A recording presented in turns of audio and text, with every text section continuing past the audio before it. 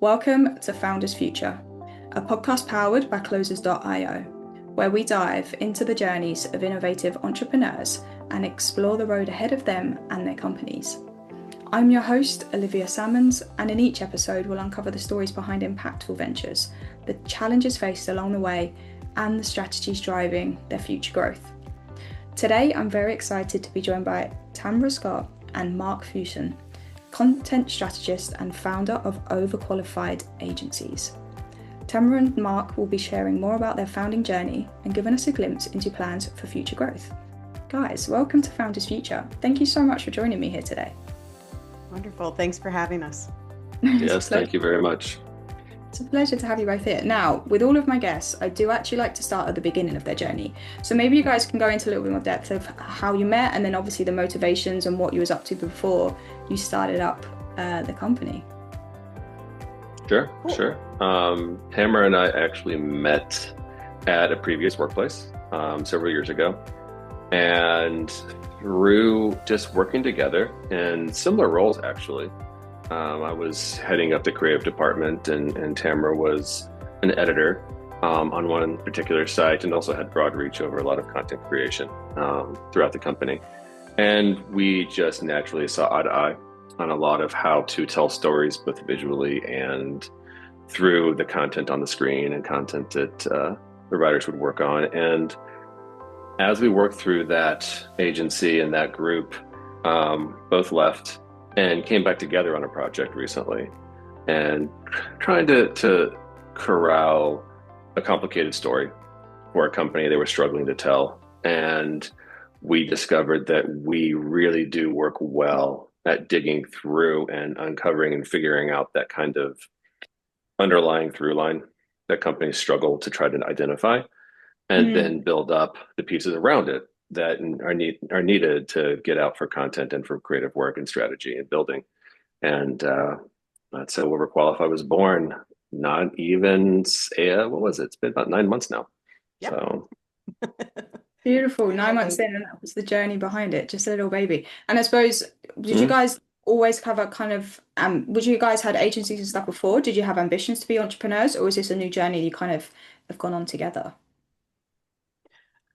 For me, I had worked freelance and contract work, but I had been a teacher, a blog writer, a customer service, like all of the things, and content and editorial. Nice. Is the thing that brings all of those together, doing research, listening to people, and then putting that into a narrative, whether that's a blog post or actual web copy. So No, 100%. And it is that like more of the forward-facing roles, I think, when it does come to marketing in the modern world, naturally there's so many mediums. So if you can communicate what someone's got going on in their mind and putting it out on paper is such great skills to lean into in any kind of agency format. So that's really cool stuff. So let's dive into Overqualified. Can I really quick though, the reason that Marc and I work so well together is that he is the visual side. And so he takes what I'm saying and makes it into something that people see. Cool. And Marc Okay, is the serial entrepreneur among us. yeah, I came up through traditional freelance design, agency work, art director work. I opened up my studio. It was a design and illustration studio, ran that for a while, about 10 years or so. Got back into the corporate side of things, running internal agencies. Large corporations, 30,000 people at one of them. The next one was less than 1,000. But large groups running their internal agencies and did that for about 12, 13 years. And then started up Overqualified again, because just kind of felt like this is where my career is leading me to go. And the thing that I was always missing prior was a person who really understood how to tell those stories. I could work with internal teams and pull that out of them and help visualize it and help them get to that point eventually. But really working with Tamara at our previous group, seeing how she does that work is Yeah. what I think really allows Overqualified to start, was putting the two of us together. I love that. So you both bring a nice harmony because I obviously with marketing, you guys know yourself, like you have the visuals and the messaging behind it, and they are two very different skills to lean on. A lot of people very much struggle with pulling those ideas out of other people, as you said yourself, Mark. So it's nice you've got someone that can naturally be good at that. You're like a yin and yang, and then obviously put that into the visual, so it's impacting the right people at the right times. It's a really nice synergy you're bringing together. So let's dive into Overqualified a little bit more, just so the listeners can have some context moving Mm-hmm. forward. So at this point in, I know you said what is around 9 months since we obviously started up the company together. Who would you say like is your ideal client? Like who is it that you guys very, very much love to work with the most? And then from there, how would you help them and how would you support them? If you want to go one at a Tamara, do you want to time. jump in? You want me to? Yeah. So our ideal client right now is a company that has an established marketing team. They have people in-house that can do the work, right? And also the people who are building the message or the people who have dictated the message to the marketing team are so close to that message that they don't necessarily see where the opportunities are to clarify it or to actually build a strategy around it that works. And really, they know themselves by we've been telling the same story and we know it's a good story, but why isn't anybody buying? Why are we still invisible? And our specialty is really taking those um, complicated or nuanced stories and simplifying them, and then also suggesting the system, the creative, and the strategy that will support it. Beautiful. So essentially, you guys are coming alongside the team that's already existing, and as you say, just emphasizing what they do, clarifying a little bit. And I feel like, as I think I mentioned a minute ago, a lot of people very much struggle with that, especially if they are trying to relay their own messages and their own thoughts. You know, it's like that outsider perspective can really provide them with a lot of clarity. So Mark, like, what would you say it's like to work with you at Overqualified? Like, what is your style, your approach when you are kind of like in the trenches with your clients? First things first is we're overly inquisitive. We need to understand and absorb who we are. Entrepreneurs, executives, those are the people that we really talk well with at the beginning, Awesome. because they found, if it's an entrepreneur, they founded the system, they founded their company. They have a story that they want to get out. And a lot of times when you're that close to it, it's really hard to verbalize. So for us, we're going to get to know them on a personal level as though the business is a friend of ours, and we're trying to grow through it with them and see what they're trying to get out of their life and what they're trying to accomplish. Then we can move into working with subject matter experts if that's the case, or we can work with the marketing teams depending on who it is. And then a lot of times what we found is those two groups have very different perspectives. And we've come along and tried to speak the business to the creative, and we try to speak the creative to the business and help them unify and see each other's perspectives on things. So Yeah. we try to build those bridges, because in the end, if everyone's running after the same goal, we'll get there. We can be having the exact same conversations from two different vantage points, and those end goals don't line up. So we're there to very politely, very kindly remind everyone what the goal is and what we're trying to chase after. So people, when they work with us, tend to find us caring a lot about their business. Clients have told us we feel like part of the team by the time we're done with the first few initial conversations, because we have so much subject matter that we've absorbed, that we really do treat it like it's one of our own businesses. And from there, it's just fun exploration. It gets messy. We ask questions people don't want to get asked. We poke where we don't need to, always need to poke, but it's to try to figure out why these internal assumptions are what they are, and then break Yeah. those down and get back to a space where everyone's really looking at how to best tell a story that really means something to them. So hopefully it's a constructive, fun, but also somewhat challenging conversation. If they're not comfortable being uncomfortable in those conversations, and it's takes a little bit longer, but we'll get there. Yeah.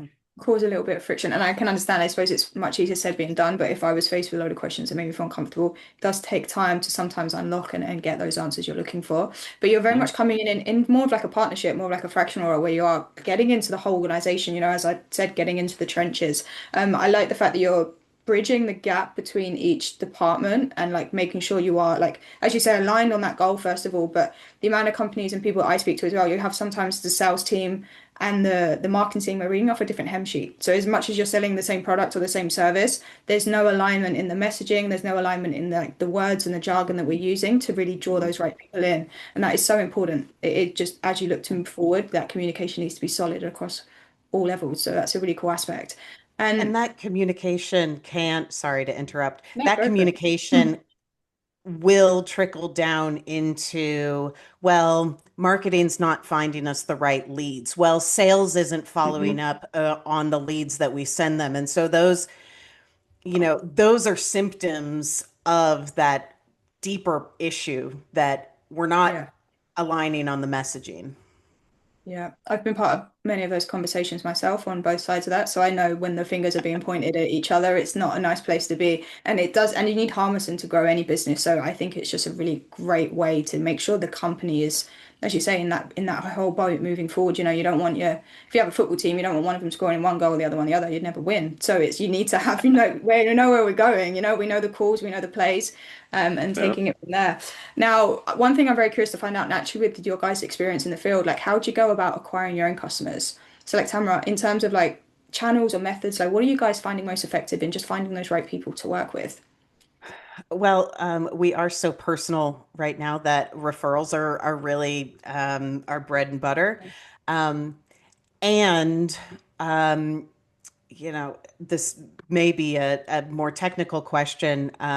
I have a husband who's a software developer, and he's working with agentic AI right now and helping us find companies who have a um, either complicated storyline or a very nuanced product that the story is difficult to tell. And so our outreach, our cold outreach is often based on those leads that the agent is sending to us. So, And we AI, found that, I'm sorry to interrupt. go for it. It was just a passing comment. Do not worry. Okay. No, I think one thing that we found too with some of the lead generation we're working on is we're highlighting and trying to find organizations where leadership might have changed recently. Because Mm, a lot of times what you see when it comes to the brand problems, especially the ones that we try to solve, um, those brand issues are really more brand alignment issues, like we said. So yeah. when there's new leadership coming in, a lot of times you'll find their attempt or their need to get familiar quickly with the Okay. brand. Yeah. A lot of time to take on initiatives to rebrand, to do new things, to follow new campaigns, or they're coming in because there was a challenge. And we can hit that sweet spot pretty well for them because of the way we approach it. We can help them get on board quickly, or we can help them see their own vision come to fruition. So that's Okay. another specific point we're looking at. Yeah, I like that take as well because naturally, as you say, they might have already highlighted that issue themselves. They just don't know where to pinpoint it, which is why they brought that new Mm-hmm. leader in. There's been a shake in the team. So as you say, kind of taking advantage where you can and really diving in there and Yep. shuttling that dip out. I like use of AI as well. I think it's a great tool when you are doing anything, but especially for prospecting, it just saves you a lot of time on that front end when you're doing your cold outreach. So that's a yes. really cool way to do it. And just as you say, making sure those agents are sending you leads that pretty much suit you and you guys can attack from there. And referrals, just so kudos to the work you are doing with your clients. Not everyone can build a business on referrals even from the start. So it is just Yes. really like shows dividends to the work that you are doing moving forward. And I suppose like what are your guys' ambitions or visions when you think of maybe the next 6 to 12 months ahead? Like what are the goals and the milestones that you're looking forward to achieving? Well, I think we're still wanting to keep our hands in the business, right? Okay. We are very hands-on, and our one of our selling points is how well we work together. So outsourcing to junior members or putting it to a, a freelancer or things like that, we want to be in the conversations with the founders, with the marketers, and with the creative sales team. We want to be in those conversations because of the magic that Marc and I make, basically. And so, in terms of scaling, we're looking for stability and growth, and yet we're not shooting for the moon, right? Yeah, I got you. I got you. But as you say, it's keeping that boutique feel. And as you say, you Yes. both want to be in those trenches. You want to be the ones communicating with your clients and moving on from there. I suppose, Marc, where are you probably finding the biggest challenge for yourself at the moment within the business, settling that ship, or even taking those next steps? Honestly, just in that spot of identifying what stories we want to go after, what stories we want to try to tell. Yeah. For us, the business matters, what the story is matters, and what the company's trying to do. That's important to us. But beyond that is really getting away from, because we're both doers. And when you start a business, you do everything, and everyone knows that. You chase after everything yourself. You do everything yourself. That means for us, a natural friction point is when we see how to solve the problem for a client, we just want to jump in, we just want to do it, and we want to get it done quickly. And we know what we're looking for. Whereas the true value of what we're going to do for a client is going to be if they have that internal team, train that internal team to start seeing things from a broader perspective and having them do the work and us be there to check in, to walk alongside them, us kind of be like a external creative direction team from Yeah. content and development. So it's really getting to the point of identifying where we can make the biggest impact as opposed to where we feel like we need to jump in immediately just to get it done because we understand the need. So Yeah. I understand exactly where you're coming from. I feel that's sometimes more of a leadership skill coming into play, as you say, when you can just be more of that mentor, or when you do have to be mhm. a little bit more like hands-on with people, and I suppose that micromanaging Yeah. situation, as you say, it's kind of differentiating. But I think naturally you guys will see that as you move forward, new clients, there's skills you can develop amongst yourselves and really just take hold of it. But I do know as a fellow doer myself, you do just want to do everything because you can get it done so much quicker and so much better. So Get out of it's my just way. I'm resisting just that. gonna. Yeah. It's resisting that urge a little bit. I get you. It's biting the nails Yep. time. Yep. And I do have one final question for you both before we log out, and I would appreciate an answer from both of you. So, if you could go back in time to a younger self, and you could only leave yourself with one piece of advice moving forward, something you know now that you didn't know back then, what would you say to yourself? Marc, I'll let you go first because I saw you nodding your head. And we'll give Oh, the camera some I time was to. hoping you were going to say go second. Okay. Um, for me, it's really going to be, and I'm going to steal something that Tamara and I just talked about. Don't overcomplicate things. Hmm. So it is, and that's true with my own career. That's true with my life. That's true with building this business. That's true with our clients. Don't overcomplicate it. Yeah, I love that one. Wow, Pressure's on you, Tamara. that was a good short answer. Um, I would, for my younger self, gosh, I would tell her, um, stop trying to play down your weird and like lean into it because that's actually what's going to set you apart. That's actually what, like, my excitement for oleochemicals or master data management, when I can dig in and really understand what the company is trying to do, that is going to set me apart and help me find that company's story. Whereas before I'd be like, oh, yeah, I'm chill. I'm not super excited by this incredibly niche thing that this company does. So, um, the things that make me feel weird to myself are actually differentiators. Absolutely. That's one of my favorite sayings. That's what I'd probably say to myself. Lean into your spidey senses. Embrace the freak of it. Yeah. I couldn't Hmm. agree more. I like it. And guys, thank you so much for joining me today and for sharing your incredible journey and insight with us. Where can our listeners reach out best to work with you or connect with you if they would like to do so? LinkedIn or our website, overqualified.agency.